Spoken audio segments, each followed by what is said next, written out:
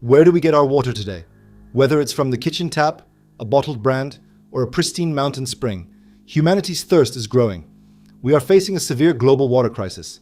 Experts predict that by 2035, 1/3 of the global population will struggle with chronic water shortages, and our demand for water is doubling every 2 decades. But imagine a scenario where water scarcity is a thing of the past. What if you could just scoop a glass out of the ocean and drink it? What if all the salt water on Earth magically turned fresh overnight? To understand the chaos this would cause, we first need to know why the sea is salty. Billions of years ago, when the Earth cooled down enough for liquid water to form, the oceans were actually completely fresh. But over time, rain changed everything. Rainwater mixes with carbon dioxide in the air, making it slightly acidic. As it hits the ground, it weathers rocks, carrying loose minerals and salts into rivers that eventually empty into the sea. Combine that runoff with minerals spewing from underwater volcanoes over 3.8 billion years, and you end up with an unimaginable amount of salt. If you took all the salt out of the ocean and piled it evenly across Earth's landmass, it would create a solid block 40 stories high. Since 97% of Earth's water is locked up in these salty oceans, erasing that 40-story mountain of salt sounds like the perfect fix for our water crisis. But in reality, you've just triggered a global apocalypse. Almost instantly, marine ecosystems would collapse. The culprit is a basic biological process: osmosis. Sea creatures are biologically adapted to survive in salt water. Their bodies are designed to constantly filter out excess salt.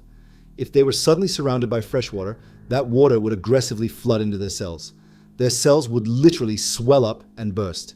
Aside from a few highly adaptable fish like salmon, millions of marine species would suffer a rapid and gruesome extinction. And the tragedy wouldn't stop with the fish.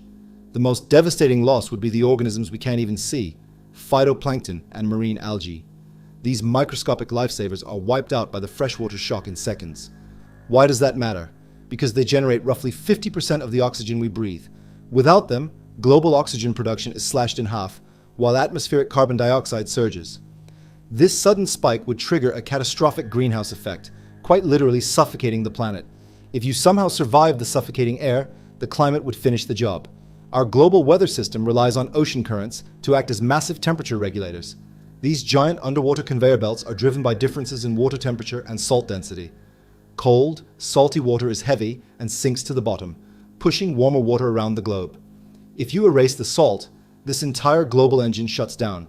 The Gulf Stream would halt entirely, plunging Europe and northern regions into a sudden and brutal ice age. Meanwhile, regions near the equator would become violently hot. And because fresh water evaporates much faster than salt water, the Earth would be battered by the most destructive, supercharged hurricanes in history. How long would humanity survive this? Barely any time at all. Between freezing to death, burning up, natural disasters, or suffocating, our days would be numbered. The global food chain would totally collapse, and agriculture would fail due to the extreme weather. Those freshwater oceans would quickly become a putrid, toxic wasteland filled with rotting marine life, releasing deadly sulfur gases into the air.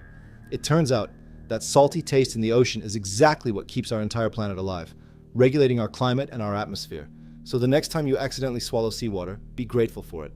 Keep questioning the world around you, and we'll see you for the next What If. I hope you enjoyed the video. Don't forget to like and subscribe to the channel. See you in the next video.